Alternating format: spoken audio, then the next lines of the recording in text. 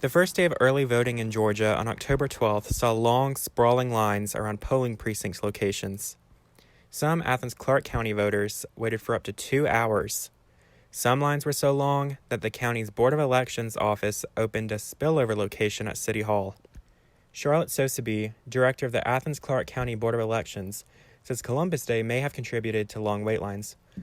Or it's possible that the issues on the ballot simply capture the hearts of voters.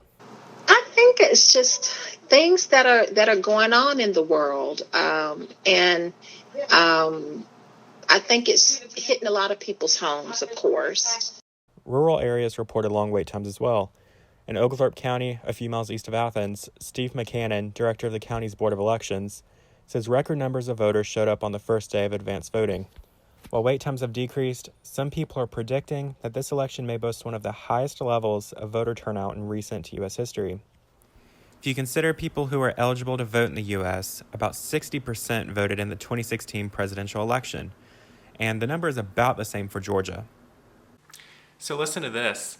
According to the Georgia Secretary of State, by October 26th of this year, in-person early ballots had increased by nearly 49% in Georgia from the same time frame in 2016. By time frame, we're looking at the 14th day of early voting. And if we take a look at absentee ballots, their use had actually increased by a whopping 649% in Georgia from that same time frame. So that's a pretty stark difference from the last presidential election in 2016. Jeffery Glas, a political science professor at the University of Georgia, says voter turnout could reach up to 65% this year. And I think, just generally speaking, from what we've seen in the survey, the survey data produced by the Survey Research Center here at SPIA, run by Dr. Hood, there's a great deal of enthusiasm about voting this year on both sides of the spectrum. So, we're expecting voter turnout to be higher this year than normal.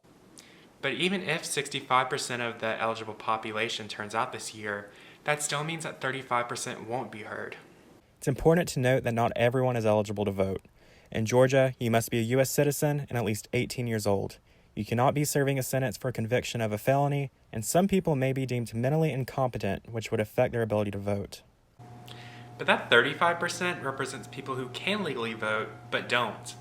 Jeffery Glas says that political science research indicates that these non-voters tend to overwhelmingly include people who are racial minorities, people who are under the age of 50, people who come from poorer backgrounds, and people with less formal education.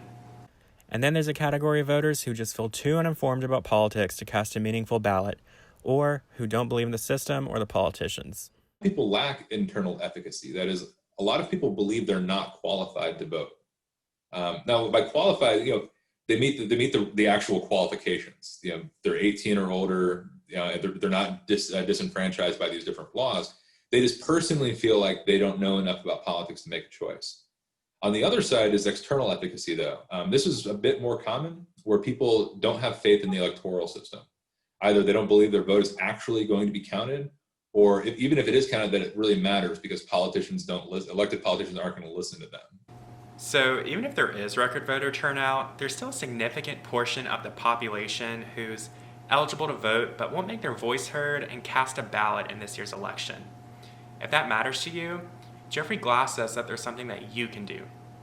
He says that people are more likely to vote if asked to do so by a friend or family member. You can choose what to do with that information. Tyler Wilkins, Grady News Source.